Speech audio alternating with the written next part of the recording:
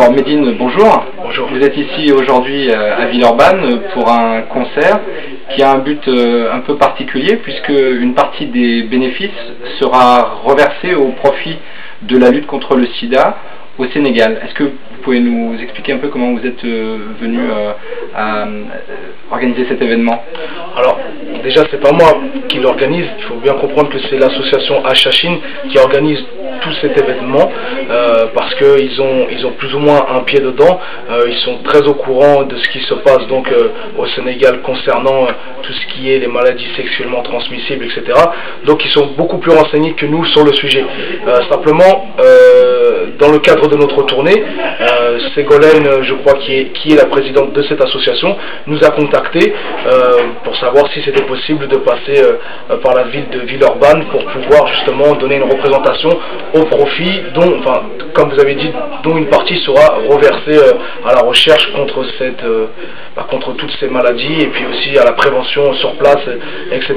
Donc c'est naturellement qu'on a accepté. Pourquoi? Dans un premier temps parce que l'Afrique c'est notre continent, on vient du continent africain et on se doit aujourd'hui, on a le devoir de répondre à tous les appels de ce continent-là, et puis dans un second temps aussi parce que voilà, on est venu aussi donner un peu de plaisir aux gens qui habitent dans la région. C'est dans le cadre de notre tournée, c'est sur la route. Pourquoi pas? Il était une fois un morceau de chair qui pour conquérir le monde partit en guerre. Tangentabile appelle devient victime par le meurtre de son frère. Kabyle instaure le crime. Ce furent les premiers pas sur terre des criminels. Trahison fraternelle, une femme. Donc votre tournée est intitulée Don't Panic. Alors, le titre entier c'est Don't Panic, I'm Muslim, ou I'm Muslim, Don't Panic. Ouais. Alors, il y a un peu d'humour. Qu'est-ce que c'est le message? Alors, c'est pas vraiment de l'humour.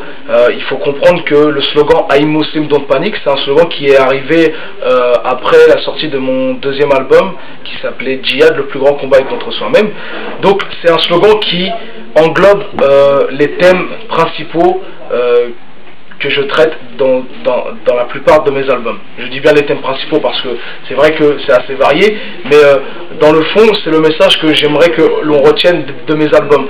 Qu'aujourd'hui, on peut être musulman, vivre en Occident, sans abandonner son appartenance ethnique, ni sociale, ni religieuse, et faire partie activement d'une société occidentale, donc en l'occurrence la France. Donc c'est vraiment un message qui vient informer et rassurer les gens qui ont encore des préjugés à propos de la communauté musulmane depuis le 11 septembre, donc on sait très bien ce qui se dit à propos de la communauté musulmane, tous ces raccourcis qui sont faits, Ben Laden, terroristes, bombes, tours, avions, etc. Il y a tout un tas de raccourcis qui planent autour de la communauté musulmane, et ce slogan vient plus ou moins faire tomber les étiquettes en montrant par l'exemple, en montrant par les messages qui sont dits dans les albums, le contraire, tout simplement.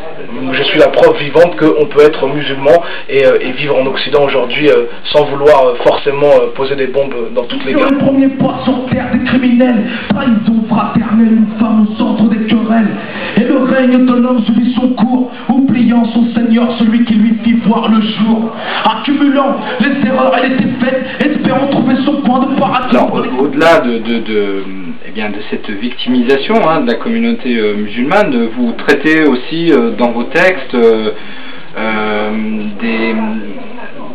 très souvent des guerres. Vous êtes très intéressé par l'histoire, par qu'est-ce qui motive votre écriture? Alors, juste une petite rectification dans votre question. Vous avez dit au-delà de la victimisation de la communauté musulmane. C'est un mot que j'aime pas du tout. On n'est pas vraiment dans cette logique de victimisation. On est plus dans une logique de justification. Parce que malheureusement, aujourd'hui, on nous attribue une étiquette qui n'est pas du tout la nôtre. Et on ne veut pas non plus passer pour les victimes de service, dire c'est nous, on se prend tout dans la tête, etc. Aidez-nous, etc. Non, il faut bien comprendre que aujourd'hui, c'est pas parce que je suis musulman que on va me mettre une tarte et que je ne vais pas répondre. bien au contraire. Je ne suis pas dans une logique de profil bas comme l'ont été les premières générations issues de l'immigration. Non, il faut bien comprendre que je suis français, que j'ai des droits et que j'entends vraiment les faire respecter en tant que musulman. Et donc, pour répondre à votre question concernant cette passion pour l'histoire dans les textes, c'est tout simplement que j'écris la plupart de mes albums à la lumière d'un proverbe africain qui dit « Si tu ne sais pas où tu vas, regarde plutôt d'où tu viens ».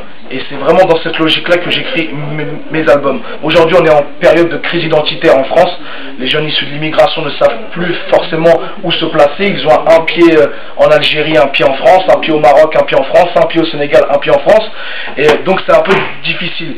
Donc j'essaie de donner des pistes, des références, des noms, afin que les jeunes et moi-même, par l'occasion, puissent se reconstruire identitairement. Alors petit homme sortit son épée de son fourreau et commença à découper toutes les têtes qui se dressa devant lui, les mauvais comme les gentils, les colosses comme les petits. Donc vous êtes catalogué comme rappeur politique. Donc je pense que vous concevez le rap un peu comme Public Enemy pouvait le faire, c'est-à-dire Black CNN, il disait, donc c'est un canal d'information. Vous-même, est-ce que vous avez des contacts dans les quartiers? Comment est-ce que vous savez un peu ce qui se passe et quelle est, on va dire, la température? Alors les quartiers, je pense qu'il suffit simplement de vivre dans un quartier pour comprendre la plupart des quartiers de France. Parce que malheureusement, ils se ressemblent tristement tous. Et on retrouve les mêmes problèmes dans tous les quartiers. Donc il suffit que j'aille jauger mon quartier, j'aille prendre la température dans mon quartier pour comprendre ce qui se passe dans les quartiers nord de Marseille, pour comprendre ce qui se passe dans les quartiers de Lyon, etc. Donc c'est de cette façon-là que moi je vais jauger le reste des quartiers de France, quoi. Et j'ai pas cette prétention de m'appeler le CNN de France, comme pouvait l'avoir Public Enemy, même si c'était pas de la prétention, c'était vraiment une réalité. Eux étaient vraiment le CNN pour les Noirs américains là-bas, mais simplement, comme je disais, j'essaie d'écrire dans une logique non pas d'éducation, mais de tirer les gens vers le haut et de leur donner le maximum de références et ne pas me résoudre à donner ce que les gens ont envie d'entendre aujourd'hui, à savoir je suis le meilleur, j'ai la plus grosse voiture, j'ai le plus gros gun, etc. Non, je suis pas, j'écris pas, mes textes ne sont pas axés sur ma propre personne. J'essaie du moins de l'axer sur notre communauté, notre pays et notre planète. Il était une fois un morceau de chair qui pour conquérir le monde partit en guerre. Tangertabile appelle, devient victime par le meurtre de son frère. Kabyle instaure le crime. Ce furent les premiers pas sur terre des criminels. Trahison fraternelle, une famille. Justement, en parlant de grosses voitures et de chaînes en or, l'actuel président de la République est parfois qualifié de bling bling. Est-ce que vous pensez qu'il joue de cette image pour essayer d'imposer je pense que la France, en général, avait besoin d'être rassurée. Et ça va être l'occasion avec Nicolas Sarkozy. C'est une très mauvaise politique selon moi. Mais bon, s'il y en a qui se sentent rassurés par quelqu'un qui possède matériellement quelque chose, personnellement, je me retrouve pas du tout dans un président comme ça.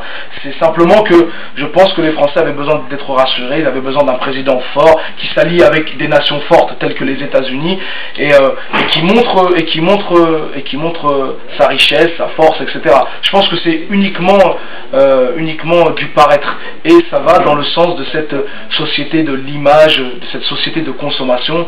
Je pense que la société obtient le président qu'elle mérite. Tout simplement. Sur les premiers pas sur terre des criminels, trahison fraternelle, une femme au centre des querelles.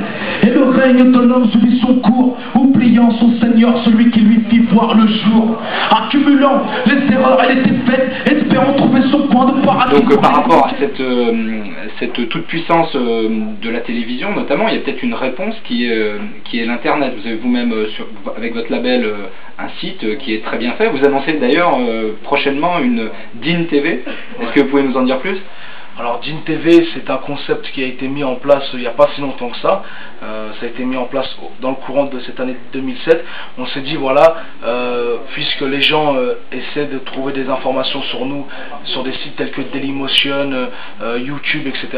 Pourquoi pas contrôler notre propre information, parce qu'avec Internet on ne contrôle absolument rien.